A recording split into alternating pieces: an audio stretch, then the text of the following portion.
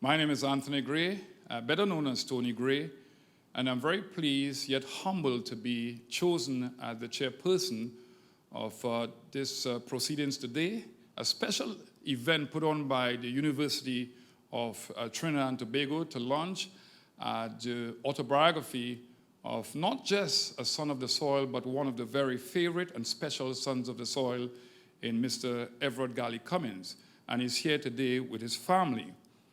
We have a cadre of people lined up to come and say what they feel about Gally Cummings and obviously the intricacies of how they made the book. And we might have some entertainment later on. But before we get into the meat of the program, let me just give you a synopsis of Everett Gally Cummings as a footballer and a coach. Everett Gally Cummings, a gifted athlete whose talent was recognized from a young age while attending Richmond Street Boys Primary School. By the age of 14, he was playing first division football with players 10 years his senior and was selected to the national senior team. At 16, just before enrolling at Fatima College. He helped Fatima College break their 14-year jinx as they finally won their first intercollegiate championship in 1965. In 1967, at the age of 18, he secured a professional contract with the Atlanta Chiefs in the North American Soccer League, NASL. 1 year later, Cummings won his first NASL championship with the said Atlanta Chiefs and a second with the legendary New York Cosmos in 1972. Cummings was voted MVP of the 1973 CONCACAF Qualification Championship for the 1974 World Cup in West Germany. Sadly, the Trinidad and Tobago national team was infamously denied a place at the World Cup because of questionable refereeing. Gally's footballing prowess at the CONCACAF Qualification Championship earned him the prestigious Sportsman of the Year award. He was also presented with the Hummingbird Gold Medal National Award in 1974. As the national coach, Cummings rallied the entire country behind the legendary TNT national team, affectionately known as the Strike Squad, and led them to within 1 point of qualification for the 1990 World Cup in Italy. In 1989, he was voted Individual of the Year by the Trinidad and Tobago Express newspaper and also won another national award, the Shakonia Silver Medal. In that same year, he was inducted into the Trinidad and Tobago Sport Hall of Fame. That's the man that we are talking about and we are honoring today. And let me just say that he's made an indelible contribution, not just to sport through the wonderful avenue of football, but obviously because sport is impactful in all aspects of our life. He has made a serious and indelible and staying contribution to our general positive psyche and our country as a whole. So thank you very much, Gally. As I mentioned, we have a cadre of people, and kicking off proceedings this afternoon, no pun intended, and certainly no stranger to sport and culture, is Professor Clement Nbier, Chairman of the Board of Governors of the University of Trinidad and Tobago. Professor? I'll simply say bonjour, good day to everybody. It gives me great pleasure to open the bowling, as they say, for this book launch. I hope nobody minds my using the term open the bowling because I see Tony Gray, who assures me that he has the best bowling average of West Indian fast bowlers. I don't know if it's true, but that is what he told me. So as I say, it gives me great pleasure to start to open the bowling for this book launch, although it's a football event, so don't mind my using that cricket term. Gally Cummings, Everett Gally Cummings, a master in his own right. I think anybody who does not know that name in Trinidad and Tobago, whatever their age or ages, would be, as the saying goes, living under a rock. Gali is a national icon. When Rosalind Cummings, his wife, emailed me and told me that he had written his autobiography, I immediately thought that there should be something that UTT should do for this event. And here we are at the launch, under the auspices, in a sense, of Gali Cummings, although I must say Rosalind has had a major part to play in this, and she has arranged and coordinated everything. As you know, we have had our ups and downs in football in this country, and Gali has been part of it. He started his playing for Paragon in Port of Spain, in the Northern League in Port of Spain, at a very young age. He was merely about 15, 16 when he started playing first division football in the Savannah, of course. In those days, all these games took place in the Savannah because football was not allowed in the Queen's Park Oval at that time. And the Savannah was the place where everybody went for these games. Gali grew up among a number of noted sportsmen in Trinidad and Tobago and other iconic individuals in Trinidad and Tobago. In the realm of sport, there's people like Edgar Espinal, who didn't live too far. There were the Valdez brothers. There was Pat Gomez, a famous goalkeeper, and so on. And there were other individuals like the Minchell brothers, Peter Minchell. When you say Minchell in Trinidad, everybody thinks of Peter Minchell. But there was Marcus Minchell, who was also a very good wicketkeeper, in addition to being a top goalkeeper. And I noticed, Gali, you did not mention that Marcus Minchell was a top-class cricket wicketkeeper in your book, so you'll have to correct that in an addendum. I met many of these guys, most of these people I met, these sportsmen, through my brother, who carried me to football games in the Savannah when I was very young, even as a preteen, but mainly as a teenager. And I have met, of course, many of the other icons that he grew up close to, people like Bertram Innes, Olive Walk, the founder of La Petite Musicale. I understand he's related to Christo, the Calypsonian.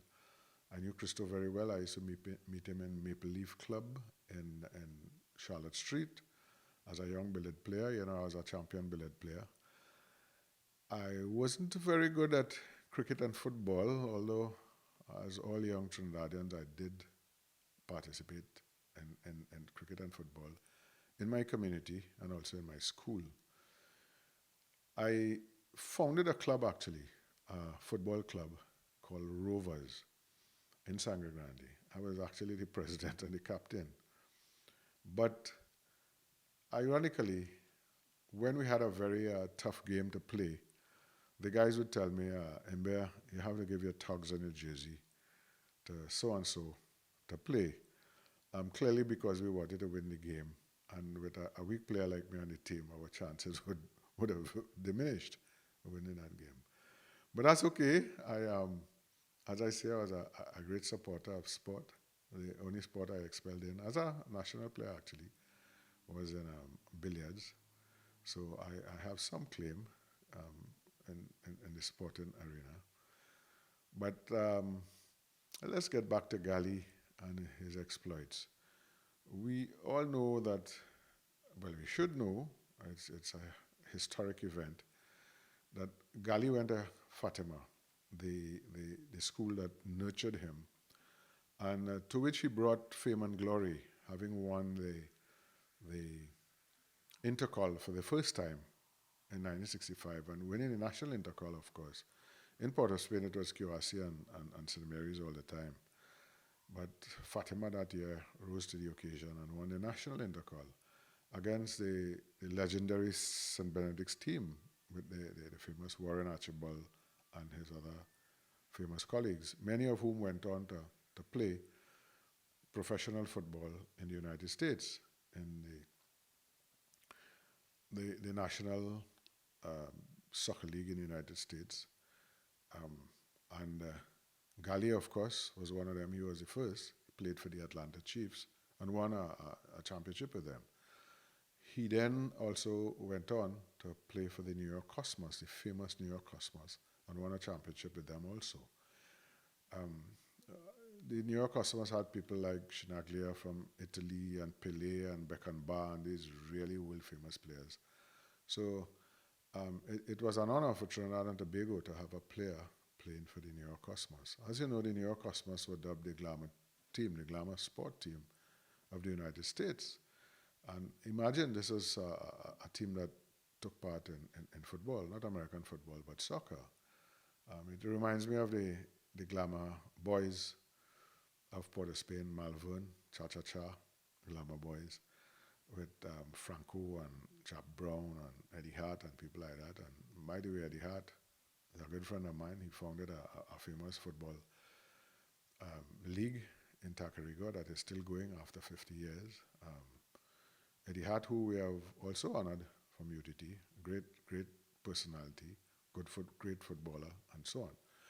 So Gali playing for Paragon against teams like Malvern and Shamrock and these teams was destined for greatness in football, we may say. His two brothers were also first-class division players, and he followed in their footsteps and, of course, really excelled in the game. And I did mention that he played in the United States, Atlanta Chiefs. He also played indoor football, believe it or not. There was a major football league in the United States in indoor football, and he played for the Cleveland Force, I believe, when I read the book. I don't want to stray too much from Gali's book, but I should mention that he did coach our UTT football team for a while, and for which we are very proud, and UTT is very proud to be a partner in this launch. Gali's autobiography is a fairly large book, larger than other biographies I've read, and I've read a few. I've read football biographies, Alvin Cornell's book, very good book, Lincoln Phillips' book. The book on his life, not the one he wrote, one on goalkeeping also. So Gali's book is one of those great football biographies that you should read. I want you to buy the book. This is why I have not quoted from the book, because I understand that Mr. Manwarin, and he has a good radio voice, right? Wendell Manwarin. He's going to read some excerpts from the book, and I'm sure you would enjoy it. As I said, he has an excellent radio voice, and he's a master of the theater. So I urge you to buy the book. As I said, I hope Wendell Manwarin doesn't give away too much from the book, because we want you to buy the book. An autobiography is something that is supposed to chronicle not just the individual life of a person, but it is supposed to capture the history of the moment, the history of that person's life, other things that influence them other than their particular career. And when you read the book, you will see that that book is true to the spirit of an autobiography. It chronicles not just the life of Gali Cummings, but the history of Trinidad and Tobago, based on football, of course. And that is what a true autobiography is supposed to be, as I say. So C.L.R. James, wrote a book called Beyond the Boundary on cricket. And some of the famous writers and critics of cricket, like Neville Cardus and so on, have claimed that that is the best book that was ever written on cricket, Beyond the Boundary, because it is really beyond cricket. And Gali's book, I must say, is beyond football. It makes a good read, a good historical read, a good biographical read, a good autobiographical read. So I urge you to buy the book, and once again I want to say how proud I am to have been asked to start the proceedings for the launch of this book. Thank you very much. This gentleman has made an indelible contribution to sport in general in the medical field. Dr. Terry Ali, well-renowned orthopedic surgeon and chairman of the First Citizen Bank Sports Foundation, will now bring greetings. Dr. Terry Ali? Good afternoon. I'm pleased to bring greetings from the First Citizens Sports Foundation membership. Mr. Cummings, Gali, won the Senior Male Sports Award in 1973 and was inducted into our Sports Hall of Fame in 1989. Gali played college football for Fatima the first year that the Secondary School Football League was started in 1965. We played against each other and we played with each other. And then he went on to play for North Trinidad and the Trinidad and Tobago football team. He later played in the North American Soccer League and in the Mexican Premier League. He became the coach of the national football team in 1987. In 1990, he was selected as the Express newspaper Individual of the Year for his achievement as the coach of the strike squad, and was also awarded the Shakonia Silver Medal. He was also awarded the Hummingbird Gold Medal in 1974. This book will highlight all of his sporting achievements and is significant to us in the Sports Foundation, as it will assist our archiving committee as they record the achievements of all our national sporting heroes.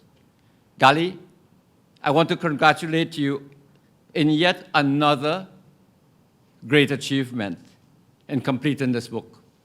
It too will stand as a national monument together with all your other achievements.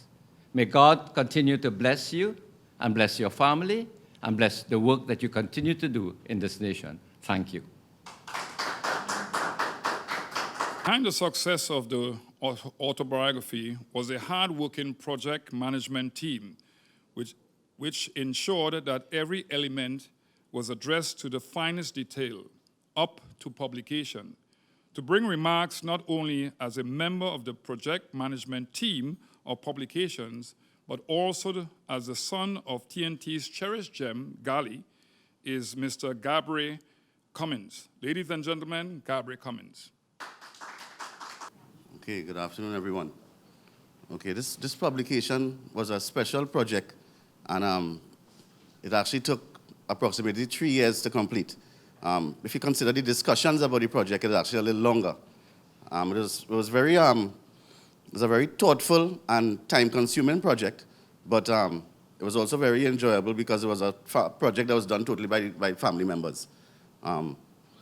Basically, we had to structure everything and organize it in such a way where we could understand exactly how we could capture 60 years of history.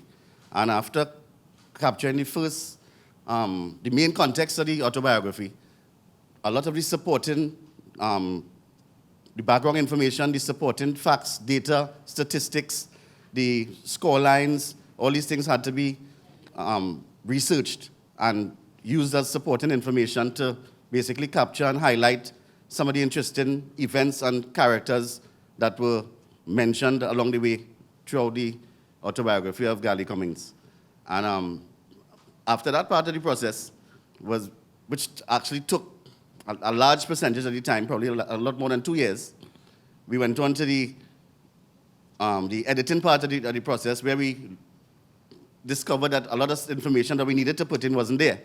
So we actually went into a writing mode again after that. But after we were done with that part of the process, what was very interesting, we were expecting to hand it over to the publishers after that. But after understanding what the process entailed, well, I basically decided to take on the formatting and the and basically all the book cover design, everything necessary basically to take the publication to the point of just needed to be printed by the publishing company basically. So I don't really want to say too much because I mean the book is self-explanatory. It's a 60-year history, and what I want to say though was very special about the book is I think that even though it's an autobiography of Gary Cummings, it also captures a history of Trinidad and Tobago football and a lot of the interesting and special players and administrators and characters and people that, you know, that existed along the way, and in positive and also, you know, I won't say negative, but, you know, ways that, you know, might be resistant to progress, you know, so. But the thing about it is it was the truth and it was facts, and, you know, research and the evidence had to be finalized before anything was confirmed, and that's basically all I really want to say about the publication. Ms. Debbie Jacob earned her Bachelor's of Arts degree in anthropology at the Ohio State University before obtaining her Master's in International Education from Framingham State University, Massachusetts. In 1984, she quit her job at Boeing Commercial Airplane Company in Seattle and came here to have a first-hand experience of Trinidad, a country featured in V.S. Naipaul's novel, Meagle Street. In 1995, she founded the middle and high school English department at the International School in Port of Spain, where she became the head librarian. Ms. Jacobs says, and I quote, "Life for me has been one big reading and writing adventure." Ladies and gentlemen, to give a review of the autobiography, the 60-year history of a Trinidad and Tobago football treasure, I now give you Miss Debbie Jacobs. Thank you. I'm glad to join you all today virtually for the launch of Everett Galley Cummings The Autobiography, the 60-year history of a TNT footballing treasure. Sports stories naturally lend themselves to exciting descriptions of important games and invaluable life lessons learned from courage and perseverance. Galley's autobiography tells his own story, of course, and the struggle for Trinidad and Tobago football with brutal honesty. Cummings is perhaps best known to most people in this country as the coach of the Strike Squad, the football team that came within 1 point of making the World Cup before its loss to the U.S. on November 19, 1989. His autobiography builds to the excitement and disappointment of that day. Along the journey, Cummings shows how much family, a solid support system, and culture shape an athlete. In the opening line of his book, Cummings writes, "I grew up at the doorstep of the Mecca of football in Port of Spain in the 1950s, living on Dundonald Street, only 2 blocks from the Queen's Park Savannah." Vividly capturing the sights, sounds, and excitement of his neighborhood, teeming with hope and talent, from aspiring footballers to creative people like Peter Minchell, who lived across the street, he writes in vivid detail about family, friends, neighbors, school, and his early football experiences. Cummings says at 4 years old, he was already driven with a sense of purpose, football. By 14, his reputation and his accolades are growing. There are triumphs and injuries, opportunities and opposition. The story builds to a pinnacle of hope and excitement. A tug of war between independence and conformity drives Cummings to make agonizing decisions that all athletes have to make. A team sport requires a fine balance between individuality and sacrifice for the team. By 18, Cummings is off to play professional football in Atlanta, where he presents a first-hand view of racism. He writes, "I had experienced discrimination as a child, growing up in Trinidad and Tobago, but nothing could be as dreadful, distasteful, disgusting, and humiliating as the systemic racism, oppression, and violence inflicted upon black people in America during the Civil Rights era. Not even athletic success could lessen racism. Balancing family with a football career adds new challenges and conflicts to Galley's story. Never afraid to mince words, Cummings exposes the jealousies, prejudices, and incompetency of government-run sports programs in this country. It's a stinging indictment on how this country has bungled sports programs. Opportunities abroad present new experiences, but there are always the challenges of acclimatizing to new cultures and then fitting back in when returning home to Trinidad. Readers follow Cummings' progress from a successful international footballer to a local coach. Ultimately, this is a story of perseverance. Cummings remains determined even when facing daunting challenges, both personally and professionally. Of course, there's no way to read this book without anxiously awaiting Cummings' description of his time coaching the strike squad. As expected, this section captures both the excitement and the disappointment of that day. Again, Cummings is highly critical of that loss. By the end of Cummings' autobiography, readers will feel that they have read an honest description of Gally Cummings' life and experienced important snippets of Trinidad history and Trinidad football history from the last 60 years. It's difficult to present the good, the bad, and the ugly in an autobiography, but Cummings succeeds admirably well. In the process, he reveals how this country squandered opportunities to build a strong foundation in sports. Cummings' autobiography is a lesson in how success relies on passion and dedication. It's a lesson that individuals can succeed even in a toxic environment that sometimes seems bent on thwarting ambition. Cummings' story offers invaluable lessons for aspiring athletes. It's an entertaining and revealing read for anyone searching for well-written local literature. It should be required reading for all secondary students for its numerous lessons on how to dream big and persevere. It's difficult to express just how important well-written nonfiction writing is for everyone, especially students in at-risk schools. I know from working with these students and working with inmates that nonfiction is a reading choice of preference. Biographies, autobiographies, history, and books, as they say, that help us to be better people are the most popular books in this group of readers. There are many teenage boys looking for role models, success stories, and guidance about the qualities it takes to become a professional athlete. We don't have enough West Indian examples of these types of books, and Gally's book fits the bill for all of these categories. I know what this book will mean to a wide range of readers, including teenage boys who dare to dream. During the years 1976 to 1982, Mr. Andy Johnson lived, studied, and worked in Canada, including the West Indian and Black Press radio and newspaper in Toronto.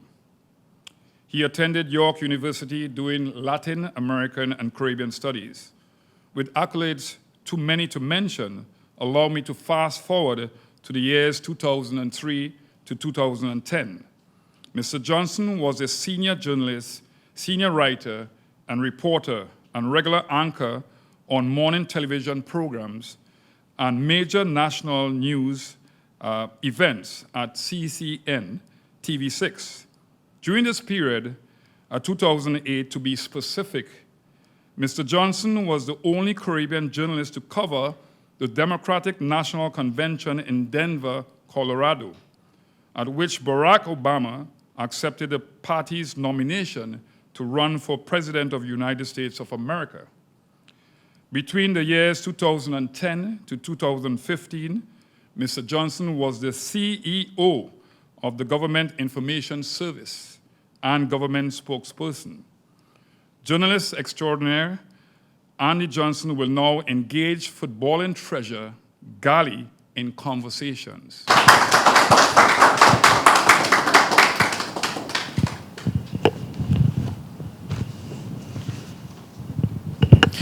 All right, well, Gally, let me start by asking you what made you decide to write the book? Well, as a youngster growing up through professional football, but I recognize that a lot of people, after they're finished, whether it's national football or professional football or what have you, they always document something. But what I've noticed in Trinidad and Tobago, we don't document anything. And people get selection, win accolades, because of the fact that somebody said that they were a good footballer or a good cricketer. So I decided on this journey that I did, the 6th-year football treasure, I decided to identify certain qualities in people, and the fact that I had that long journey, I met a lot of people on the way who didn't do much and got more than some people who did more than they did. So I decided to do this book because of the fact that there's a lot of young people playing sport and don't even know who Gally Cummings is. Yeah, I'm glad you talked about you noticing quality and value in people, because very early in the book you talk about your mother teaching you the value of loving unconditionally. Talk a little bit about that. I think as children growing up, we grew up in a very close-knit neighborhood, close to the Queen's Park Savannah, sort of, well, Barrack Yard, the neighborhood where we see each other every day, every minute, and sometimes things happen in the neighborhood. One family might have a problem with another family, and sometimes you might talk out of turn. So my mother used to always call you and say, always stick with the family, just kind of talk. And then she started to, as we started growing up, she started to tell us about the fact that she and my dad were of different blood type, but they came together to give us one. Yeah. And we should be always close because of that. And I think I've maintained that up to this day. Yeah, and you talk about her very lovingly in the book, and I want to share something with you now that when your daughter Renee came to work in the Express, Mervyn Wells was your friend who was the sports editor, and he used to talk about, well, he seemed to have been very impressed by your mother as well. So she herself was a kind of powerful force that helped to make you who you became. Yeah, because you see, to people in the neighborhood, she was the mother. They never called her Mrs. Cummings, or they called her mother. So because she looked out for all the kids. She would be like coming from the market, or the supermarket, or wherever, and she sees something going on between two kids in the neighborhood, and she would part it. And at the end of the day, the both were friendly again. She was always a nice person. She liked the carnival. She played a lot of historic mass with Ivan McWilliams, and then she started playing fancy sailor with Jason Griffith, and so she was also a very good seamstress, hairdresser, back in the day when housewives were very talented in those fields. And a lot of people came home to do different things, and this is how she became so popular in the neighborhood. Yeah, and one of the things that stayed with you and is very, very prominent in the book, if you would add up the names of people who have passed through your life, or whose lives touch you in this book, it will be a book in itself. You talk about the personalities, whether it's in sports or culture. You talk about your uncle, Lord Christo, and all the sports people. You talk about the guy who, when you were a kid, you used to carry his bag to play football. Those things left a deep impression on you, one gathers. I think that person whose bag I used to carry, that was my elder brother, Philbert. He started football in the family, and in primary school, when he was leaving, he had to take me with him because I couldn't go home on my own. And I was always involved in seeing him play and other people playing against him. And I think what was very nice about growing up on Dundonald Street at the time, I lived opposite Olive Walk. Right. And to the right of me was Peter Minchell and his brother Marcus Minchell, and Marcus was the goalkeeper for Shamrock. And just around Melvin Lane and Dare Street were the Valdez brothers. And then you talk about Pat Gomez. Pat Gomez was also on Donnelly Street. Yes, Pat Gomez, the national goalkeeper. And then you had Edgar Espinal, who played for Casual and Shamrock, right up Albion Lane. And then you had Mike Agostini, who used to be the 100 yards champion. He was just lower down on Fitzgerald Lane. And then you had the saxophonist. Joey Lewis? No, not Joey Lewis. Sel Duncan. Yes, okay. You know, he used to host all these big pink and white balls and stuff like that. And then next door to me was Bertram Innes. He used to record for Sparrow and Zandoli and Nat Pebble and all these guys. So sometimes I knew more about Calypso than I knew my schoolwork. Right. And then a lot of people didn't know that until they read this book, that what people who weren't as intimate with you as others. You could have been, an ace in any sport. You said that you ran from 1 to 400 as a contender in a lot of cases, and you played other sports. You got your name from a boxer because somebody had said that you could have been an accomplished boxer as well. Like boxing from small. And used to always from maybe shadow move, Always bobbing and weaving. And there was this boxer, I think, was a world champion. I don't remember where he's from, but his name was Galliento. Yeah. So they say he looked like Galliento, and that was it. Yeah. And only the people in the neighborhood called me Galliento. And when I went to Fatima College, Father Farfan started calling me Gally. Yeah. And that was it. Yeah. Nobody calls me Everett anymore. Yeah, and you have a sense of confidence. This anecdote is not in the book, but in discussing you in the book one day with Keith Simpson, he said that from as far as he could remember, you had a sense of confidence that your legs would have provided you with a means to live, and that is what happened. Yeah, because I think what happened really is that I always liked playing football, and playing sport, because at Richmond Street Boys Primary School, where I started in organized sport, I won the Victorium, and then when I went to Tranquility, I won it there also. But when I went to Fatima College, I stopped playing cricket and all that because I was told by a gentleman that if I concentrated on one sport, it would be better than being an all-rounder. Sort of all-rounder, and up to this day, I stuck with that. But Tony Gray will attest to the fact that I used to be a very good medium-pace bowler.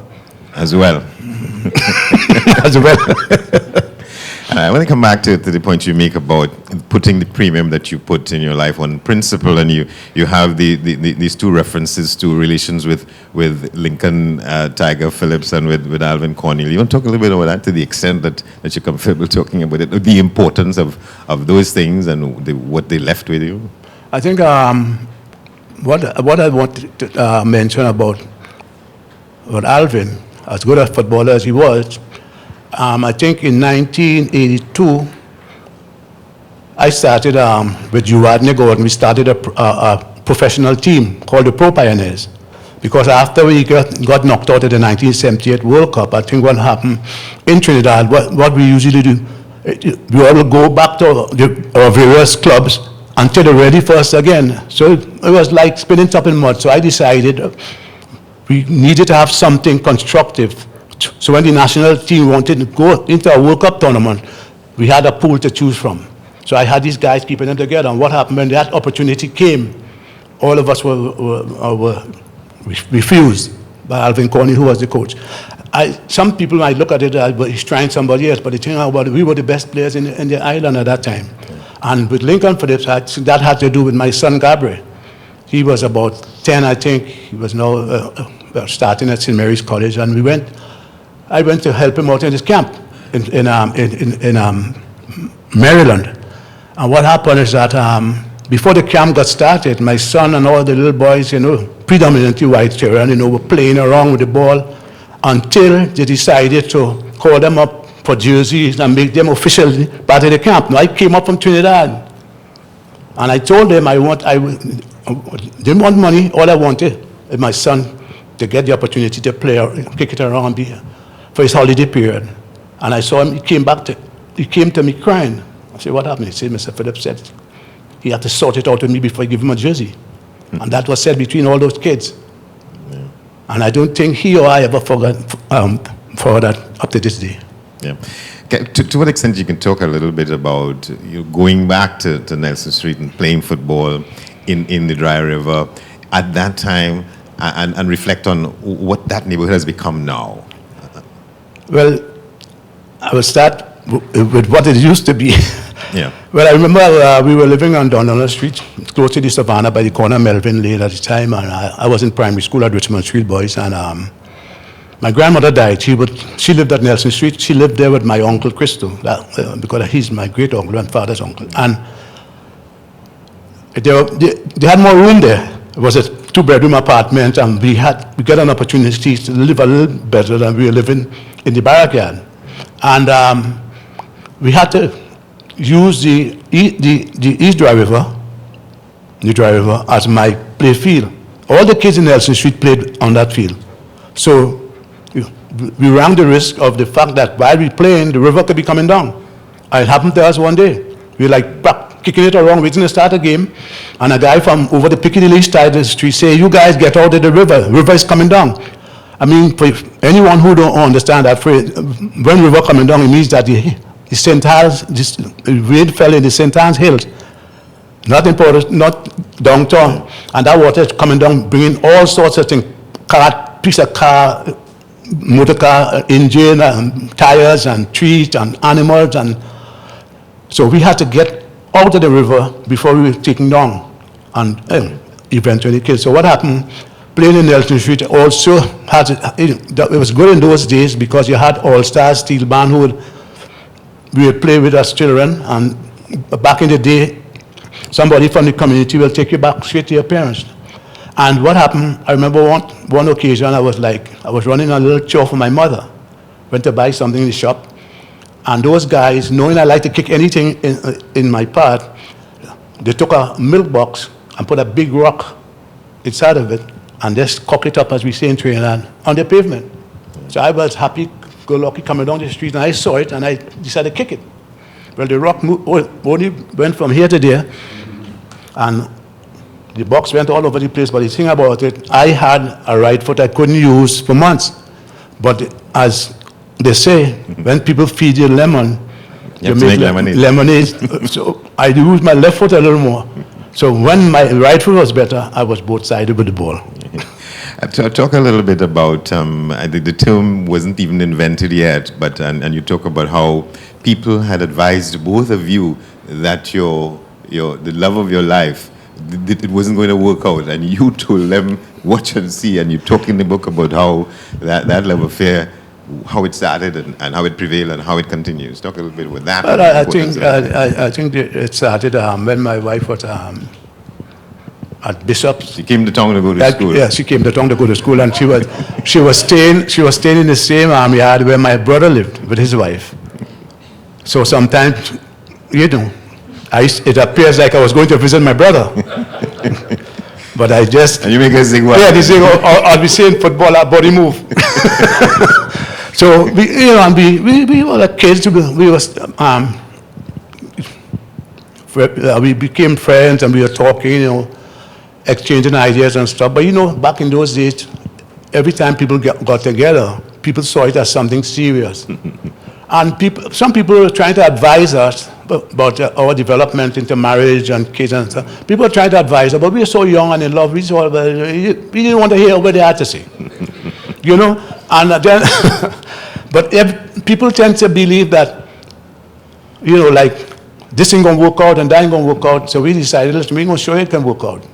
And I think here she is today, 51 years after. Yadi Cummings, thank you very much. Thank you very much. Thank you very much. Singer, writer, producer, teacher, song designer, and director. Phew. And I can go on and on.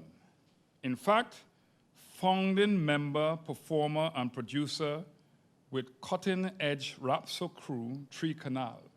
Ladies and gentlemen, I speak of none other than Mr. Wendell Manwaring.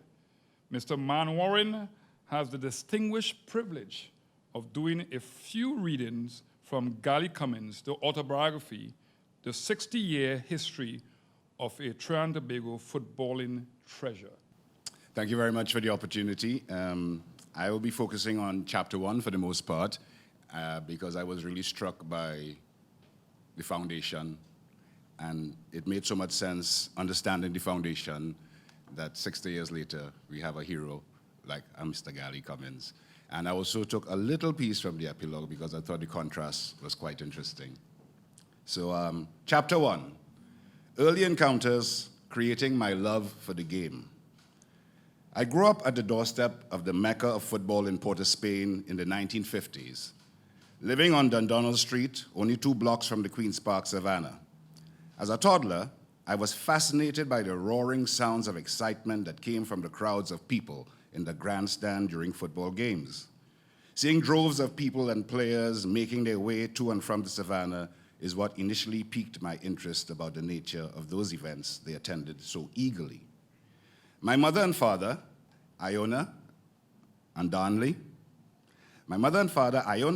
had 6 children, of which I was the 5th.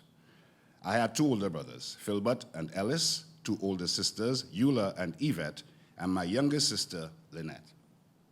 I was born at the Port of Spain General Hospital on the 28th of August, 1948. My father was a carpenter, and my mother was not the ordinary housewife. She was also a hairdresser and a seamstress. My mother grew up with her mom, Vido Ramirez, or Ramirez as we say, on St. Paul Street in the East Dry River district of Port of Spain. She attended Piccadilly Government Primary School and was an avid member of the Girl Guides Association of Trinidad and Tobago. Mother, as she was affectionately called, loved our Trinbagonian culture and the carnival season. She began masquerading as an individual for Irvin McWilliams' carnival bands, and later in her life, she graduated to designing fancy sailor costumes with Jason Griffith from Belmont. My mother encouraged and sometimes demanded that there always be love, loyalty, and togetherness among all her children. She simply said, "Your father and I are of different blood types, and we came together to make all of you who are all one blood." I've lived with that type of thinking to this day. My father was an only child. He also grew up around the St. Paul Street area with his maternal grandmother, along with his mother, Mabel Laidlow, and her 5 siblings. His father, Leonard Cummings, was a policeman with a tough taskmaster-type mentality. My father also attended Piccadilly Government Primary School, just like my mother. He learned the trade of carpentry soon after leaving primary school and eventually became an excellent joiner. He single-handedly built all the furniture for our home. We didn't have a lot of money, but we always had very nice furniture. I remember always seeing my father working hard and being very committed to his tasks. With 6 kids to feed, my parents had to become very resourceful for all of us to survive. When I began attending Richmond Street Boys Anglican School at the age of 5, sports became a central factor in my life. It was there I first got the opportunity to participate in an organized sports curriculum. Teachers at Richmond Street Boys recognized my interest in sports and began the molding process early. I participated in all sports, athletics, cricket, and football. I was very good at athletics, especially competing in the 200 and 400 meters, and also the long jump and the high jump events. My first taste of victory came soon at the National Primary School Athletics Championship, winning in the high jump and coming second in the 100 meters race. I was then honored and presented with my medals during the school's morning town hall meeting in front of all the other students. After that, I continued to win at most of the school's athletic events. My performance in athletics and football began to earn me first-class treatment from the teachers at Richmond Street Boys Primary and teachers from the other schools that I competed against. I also admired and gained inspiration from some of the renowned sportsmen and artists who lived in my neighborhood. In the Newtown district of Port of Spain, Sel Duncan, saxophonist and leader of a popular music band, lived a few houses from where I lived. My mother loved to attend the pink and white ballroom dancing events that he hosted. Also, an ethnomusicologist, Olive Walk, MBE, who formed the folk band La Petite Musicale, lived on the opposite side of my corner of Dundonald Street and Melvin Lane. Pat Gomez, who was Trinidad and Tobago's TNT national football team's goalkeeper, lived a couple houses away from me. Peter Minchell lived on Dundonald Street in the house directly opposite to mine. His elder brother Marcus was the goalkeeper for Shamrock in the Port of Spain Football League when I was in primary school. The Valdez brothers, who were famous for tennis, lived a block away at the corner of Deer Street and Melville Lane. Edgar Espinal, the star center forward for Casuals and Shamrock, also lived on Deer Street close to the Valdez brothers. Mike Agostini, who was the 100 meters champion for Trinidad and Tobago in athletics, was also living in my vicinity around Dundonald Street. Seeing these people every day motivated me, and became closer later on as I got older. When I began to perform in sports, they accepted me as an equal. I'm going to take a little jump now. because he talked about Bertrand Minnis and whatnot in the interview earlier on. I also saw the late Dr. Eric Eustace Williams, the first Prime Minister of Trinidad and Tobago, passing through Melvin Lane and down Dundonald Street, taking a shortcut sometimes as he went from Balize House, his political party's headquarters, back to the Parliament at the Red House. Whenever he saw me standing at the corner before his chauffeur turned to head down Dundonald Street, he would tilt his pipe, knock it on his hand, and then give a wave to me. As a child, it felt very special to be acknowledged by such an influential, intelligent, and distinguished gentleman. At that time, he was the premier of the British colony of Trinidad and Tobago. All these people unknowingly served as role models during the early part of my life. And I can take a little jump to because Andy and Ollie talk a good bit of what happened in this first chapter here, right? So you can talk about when your grandmother died and you had to go to Nelson Street and you learned to play football in the East Dry River and the river come down. So I'm going to jump to the end of the chapter there and then I'll go to the end. So back then, I played most of my football games barefooted among much older guys, mostly wearing sneakers and boots. As you could imagine, this eventually toughened my feet, so I played well barefooted without getting damaged. This quality earned me another nickname that only my friends from around Nelson Street area knew of. They called me Steel Toes. Selris and my older brother Ellis still call me by that alias sometimes. I had a pair of sneakers, but my mother made it known that it belonged to her, and it was for going to school only. The East Dry River living experience was a different type of schooling. If you were able to pass the test of living on Nelson Street, like I was able to do with discipline and integrity, then you were destined for success. But I always had my two older brothers and members of my community around who served as a support system to guide and protect me along the way throughout the early years of my football development. All I had to do was try to stay away from trouble, avoid the ills of life, and focus on school and football. And I'm jumping to the epilogue here, after all them good days. Chapter 25, the epilogue, 2020. After my foray in Trinidad and Tobago football as a player and as a coach, and the experience from involvement at various levels of development for a period spanning more than 60 years, it saddens me to observe that we are still bungling to find our feet. It's a mystery why a nation beaming with such rich talents and creativity still can't understand that our cultural uniqueness also makes us special when playing football. Despite the sporadic success of our national team and other isolated player achievements, we have not been able to define the specialty we possess as Trinbagonians. Coaches and administrators alike have to take responsibility for our country's football demise. We cannot allow cliques to continue dictating the selection process for national coaches. It seems like some coaches are guaranteed positions, whether competent or not, once they are supporters of the ruling administrative regime. The situation in our football is very sad, but in reality, it is a microcosm of what takes place in our society as a whole. We really need a new generation of inspiring leaders to lift us out of this morass. Too many hidden personal agendas have retarded our development and progress. Ask yourself, why are we always starting over? Always rebuilding. Those who can't learn from their mistakes are destined to continue making them. Thank you.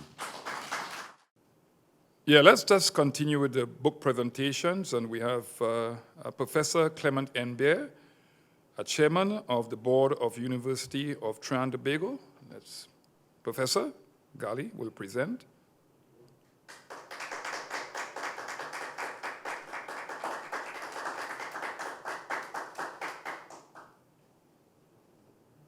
He'll be signing it, Gali.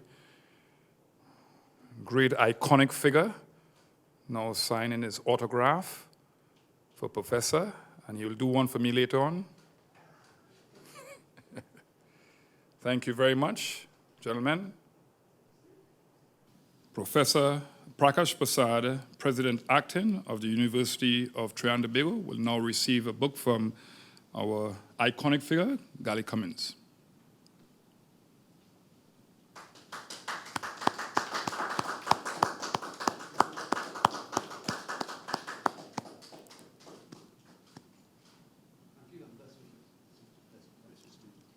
Thank you. Thank you, Professor. Dr. Terry Ali, chairman of the First Citizen Bank Sports Foundation, will receive his book now.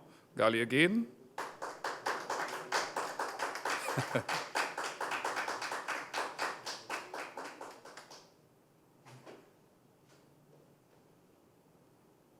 It's wonderful to see people who have made that positive impact. Yes, next we have Ms. Brenda James, Chief University Librarian, acting at the University of Trinidad and Tobago. Gally will present to her now. Ms. James loves sports, loves cricket, football. She loves people who have made that kind of contribution to the country. Thank you very much, Ms. James. Thank you, Gally. Yeah, thank you very much, Gally. Yeah.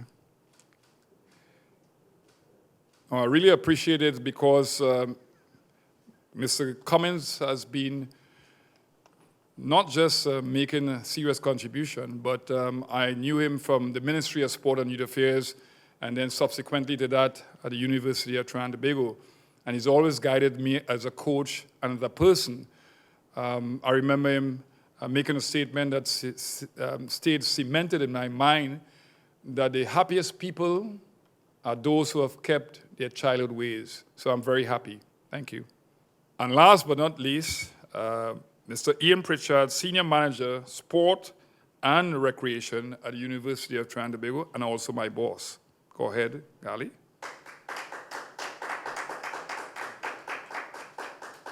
Played football at a good enough level, so it's nice to see that he can really read about real footballers. Thank you, gentlemen. We must really give thanks and praises for everything God has given us, even adversity and times of predicament.